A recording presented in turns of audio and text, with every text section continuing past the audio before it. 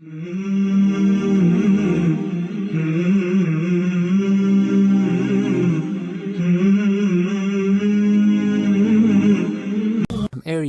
you can do things in your own way, and the spouse can let the other party do the things in a way that they are comfortable with.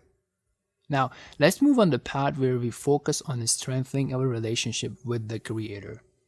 We discussed last week about how to distinguish between false hopes that deceives one into feeling safe and secure and encourages one to be lazy and disobedient to the Creator, and the true and the sincere hope in which one does his best and expects the best. We also shared about how to know which kind of hope one is having. In today's episode, we'll talk about realizing that sins and disobedience to the Creator harm the heart like the poison harms the body. This is mostly taken from the corresponding chapter in the book The Disease and the Cure by Ibn al-Qayyim Rahimahullah. So consider this. All sins have evil consequences.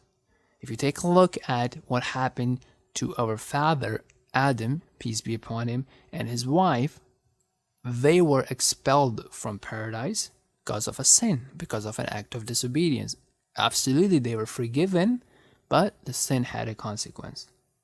Likewise, if you think about what happened at the Battle of Uhud, right? The companions of the Prophet of Allah, sallallahu alaihi wasallam, how their disobedience led to turning a victory in some sort of a defeat.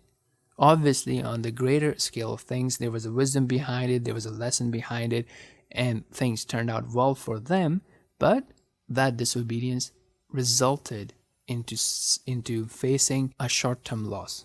It has been reported by the Prophet of Allah sallallahu alaihi wasallam that a man is deprived of a blessing because of a sin he commits. Let me take this opportunity to also describe our approach to narrating or to quoting the reports from the Prophet of Allah sallallahu alaihi wasallam. Usually, if we are following text from the book, such as a book by Ibn al-Qayyim Rahimahullah, we may narrate it as is without going into the details of the hadith classification, because that is outside the scope of this podcast.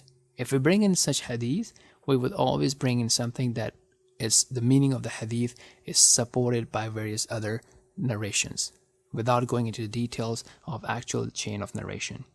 Likewise, it is also reported on the authority of Yahya bin Abi Kathir from Abu Salama from Abu Hurairah radiallahu anhu said that the Messenger of Allah sallallahu alaihi wasallam said, if a sin is discreetly committed, it only harms the doer.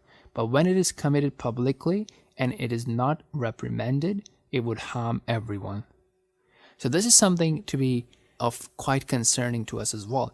So you may have people around you who are committing sins and disobedience to Allah subhanahu wa ta'ala, right? And we know from the famous hadith that if we have the ability to stop it, to advise against it, we should do that. But at the very least, we should have a distinction between what is a sin and what is not a sin.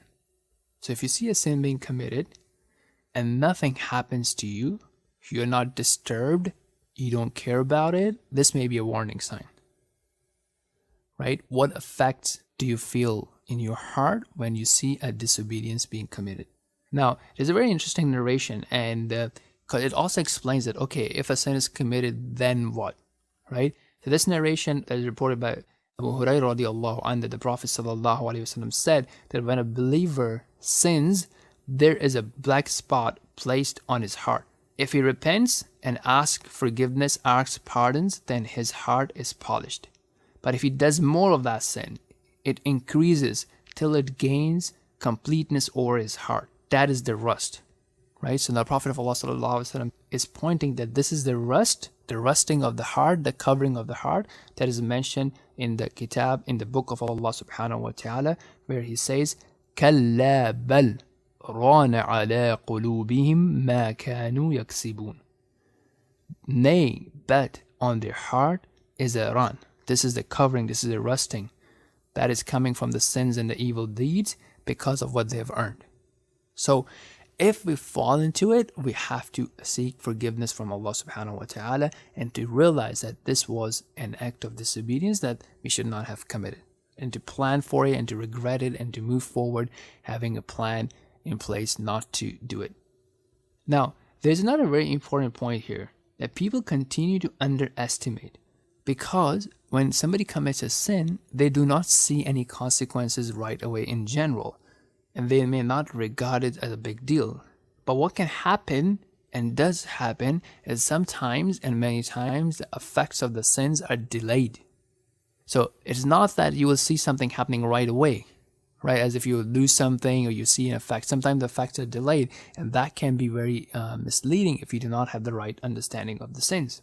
It's a very interesting narration from Imam Ahmad that he said on the authority of Abu Darda radiallahu anh, who said, "Worship Allah as if you could see Him, and know that a little wealth which make you rich is better than which destroys you.